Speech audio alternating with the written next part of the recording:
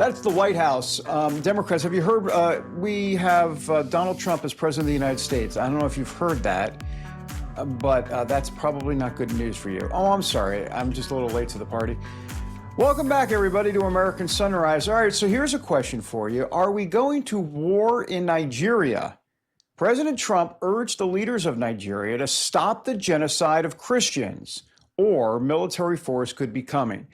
So this is what Donald Trump posted on Truth Social. The president said this: if the Nigerian government continues to allow the killing of Christians, the USA will immediately stop all aid and assistance to Nigeria and may very well go into that now disgraced country, guns ablazing, to completely wipe out the Islamic terrorists who are committing these horrible atrocities. I am hereby instructing our Department of War to prepare for possible action. If we attack, it will be fast, vicious, and sweet, just like the terrorist thugs attacked our cherished Christians. Warning, the Nigerian government better move fast.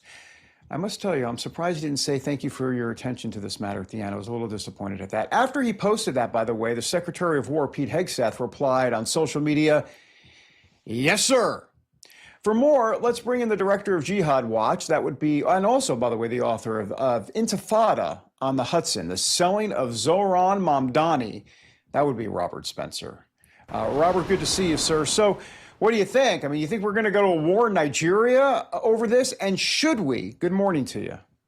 Well, David, I very seriously doubt it, because I expect that the Nigerian government will act at least to give the appearance of doing something to stop the mass killing of Christians there. The big problem here, though, is that the Nigerian government for years, and I've been documenting this on a day-by-day basis at Jihad Watch, has been complicit in this killing. They want the Christians to be killed in Nigeria. The Nigerian government is made up of Fulani Muslims, and they are one of the major groups waging the jihad.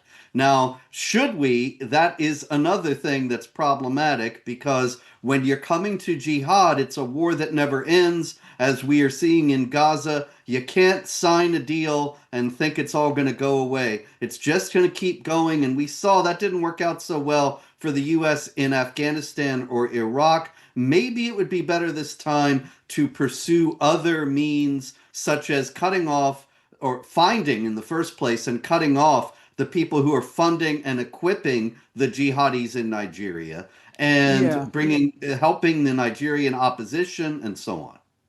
You know, Robert, these liberal media outlets, unbelievable. I was reading something, I think it was the BBC, there were some others, saying that President Trump has provided no proof of a genocide, and saying that Muslims and Christians both are getting killed over there. Like, they're totally doing not only the moral equivalency part of it, but they're just literally denying that there's even a genocide to begin with.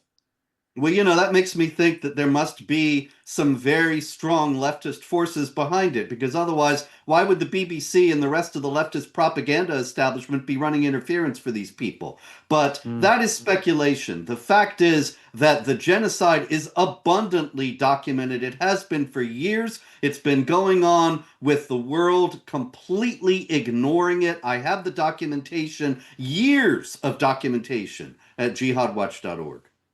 Yeah, good. Everybody should go there, jihadwatch.org for sure. And yeah, you say years. I mean, talk about decades you've been doing this type of stuff, not just obviously with Nigeria, but in other places too. CBS News with this headline: Obama and Mamdani talk as Election Day approaches in New York City.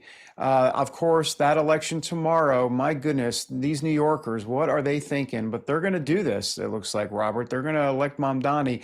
Trump, by the way, slammed Mamdani on 60 Minutes. Take a look at this, get your reaction on the other side.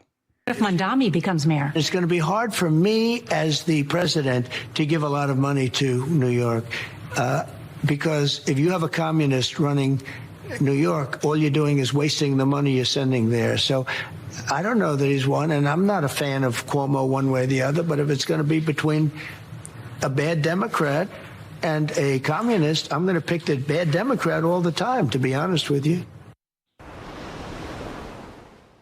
Robert, you wrote a book about this, what he believes, Mamdani, and why he's so dangerous. Take it from there, sir.